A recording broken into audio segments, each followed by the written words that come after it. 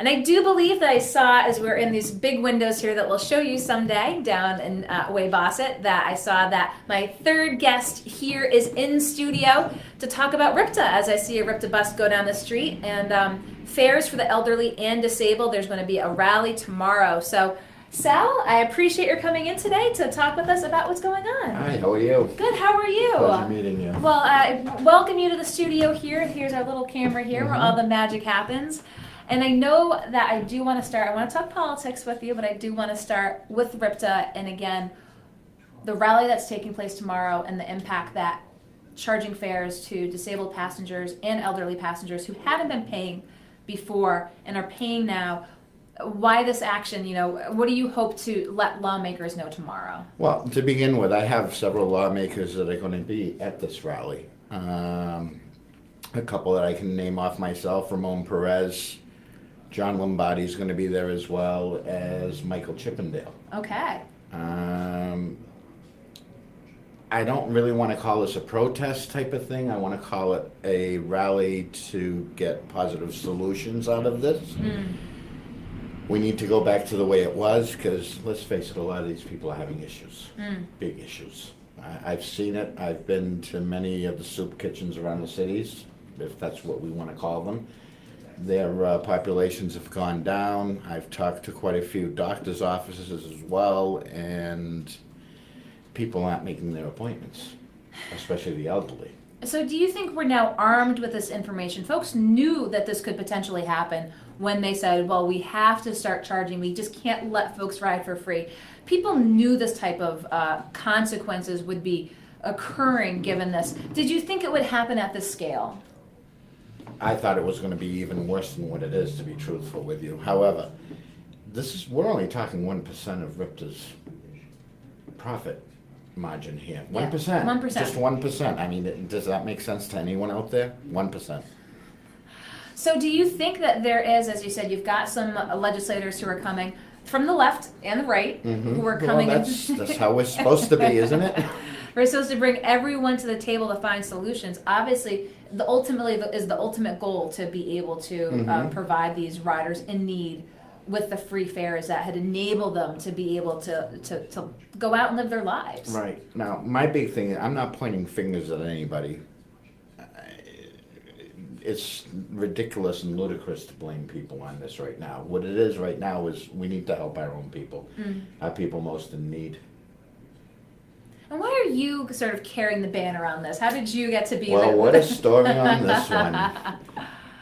The last election I ran for Congress in District 2, against Jim Langer, in fact, as an independent. While being out in the community, I saw a lot of things. A lot of things I really, really didn't like. I listened to a lot of people's gripes. And I guess one of my biggest traits is I'm a listener. I listen to everyone and then try to come up with my own solutions for them. And I promised a lot of these people that win or lose, I wasn't going to give up. And when I saw this happening, my heart just fell. I mean, it was awful. I can't stand seeing a fellow Rhode Islander go through this, especially the ones mostly in need. Do you expect a big turnout tomorrow? I'm hoping that the weather changes a little bit. Can you move it into the State House? We can't tomorrow. Okay. No, that's the problem, Yeah. because there's already a venue going on in there. But they're saying by the afternoon it should have calmed down a little bit. So let's hope that a lot of people do show. So if viewers would like more information, where should they go? On Facebook to find out more details, nuts and bolts? Well, they can go on to my page, Sal Giuseppe, Sal for Congress on Facebook. They can also, that's where you found me, in fact. They can also be there tomorrow itself at 2 o'clock in the State House lawn, which is behind the State House in the back. I know I've already been promised quite a few people. In fact, quite a few different activists are going to be there. Local social service people are going to be there as well as these food kitchens, these food pantries. We'll see what we can do. I mean, my big thing, the food pantries, their numbers have dwindled like 50 people a day. And they know the impact. Many of them, yes. Yes, they do know the impact big time. So, there's one right down the street here, in fact, on Matthewson Street. They've seen it. So you're carrying, again, the banner on RIPTA, going to have a rally tomorrow about these fairs and the impact that it has had by now charging folks who hadn't been paying before. And as you said, people aren't showing up at the soup kitchens, not showing up to healthcare appointments. No, and that's the worst of it all. So it's interesting. I have seen some folks point to RIPTA as we wait here to hear from Pawtucket if they're going to have a new stadium, saying we're looking to get some state help to build a new stadium, but here we have. Is that inaccurate, do you think? I mean, there's clearly trade-offs. Look, a stadium is a private business as far as I'm concerned. It has nothing to do with us. It really doesn't. They can tout, tourism and everything else, but we've already seen how the state's been going so far. Last place on everything, I'm sorry. We need to fix that part too, but that's not what I'm here for today. We need to help our most vulnerable. We really do, because if we don't help them, you know what, we might as well just give it up. I mean, as you said, you're putting the pressure tomorrow, having legislators who are supportive show up. I've talked with Representative Lombardi. He's been very outspoken about this issue. And we'll see from the others. There'll be a speaking component, I'm sure. Yes, of course. There's plenty of speaking components. In fact, I would love it if the governor would show. Invitation to the governor about what's going on again with RIPTA and affairs. Yes, she needs to stand up for our most vulnerable. Have you heard enough from her on this issue? Absolutely not. So, a personal appeal to the governor from Sal to come tomorrow to the rally. 2 o'clock. On the State House lawn. 2 o'clock on the State House lawn. And as you said, go to Sal for Congress. So let's talk about 18. Here we go. I'm getting ready to publicly announce probably I'm going to be down in Washington on the 20th for an Operation Stand Together at the National Mall. This is a thing for veterans that were contaminated with different types of, exposed to different contaminants. I'll be speaking there, and then as soon as I get back, I'm looking to publicly announce again. Okay, so keep an eye out for Sal Giuseppe on looking to run for Congress. Talking about RIPTA, and you've, again, run before. I mean, if you're addressing viewers here, as you said, you're prepared to announce.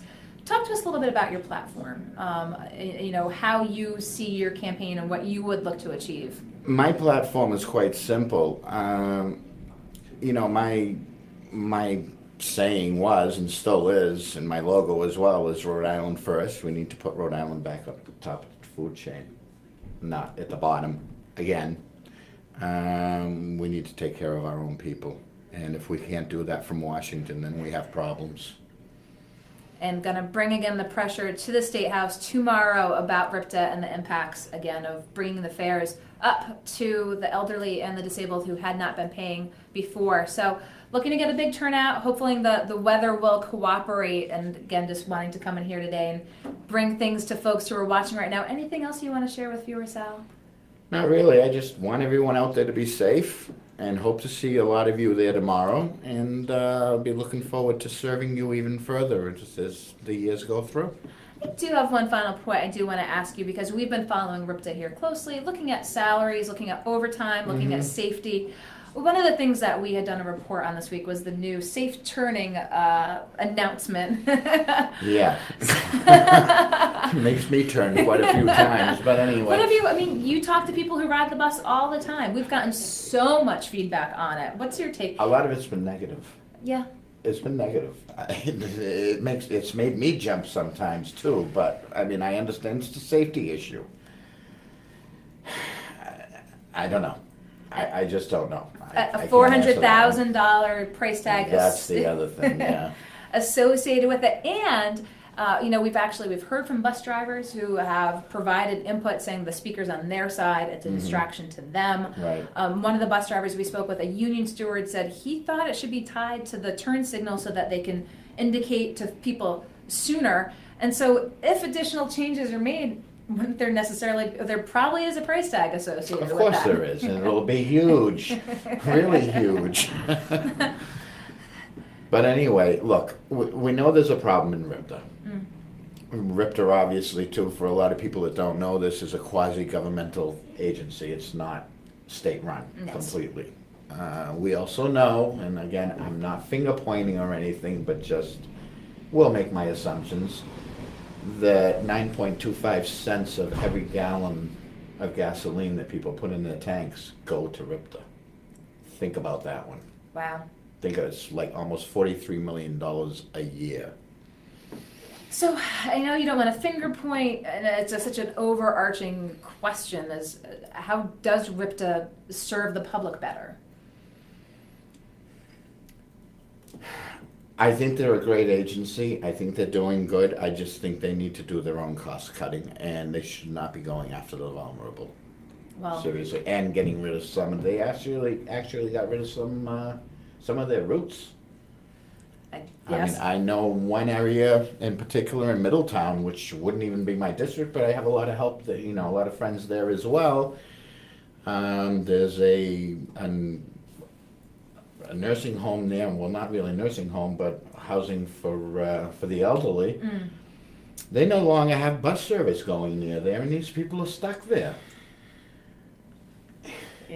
Think about it. Then we have people all the way out into Foster. Forget those. If they're disabled, they can't even get a ride to go there. The ride bus. Do you think that this, again, by bringing the fares to these folks, has really sort of put RIPTA in the forefront in a way that it hasn't necessarily been in recent years? Is there an opportunity from all this attention being paid on it to put that pressure needed to see something done? I think so. I do think so. And it's all up to us. And it starts tomorrow at 2:00 at It does. An event. I'm not calling it a protest, but No, an event and a solution-oriented gathering. Okay, for folks, again, impacted by these fairs at RIPTA. Well, Sal, I appreciate your coming in today. It was a pleasure meeting you. Wish you a great trip down to D.C., and when you announce your candidacy, please let us know. I will make sure to let you know. And we'll be keeping tabs on you. Thank you. Okay, Sal, thank you Take very much. care. Sal Have a good Giuseppe night. coming in to talk about the event tomorrow taking place on the State House lawn, weather permitting. But again, this has to do with RIPTA and the fares being levied on disabled and elderly passengers who had not paid before. We've talked with a number of folks who have come in the Go Local studios here to talk about the impact that it's had on people for whom, again, these fares have meant that they might not be going to places such as social service agencies, healthcare, soup kitchens. Again, this is affecting Rhode Islanders most in need, and there's going to be an event again at the State House tomorrow, taking place at 2 p.m. on the lawn. So take a look out for that. We'll be following that closely as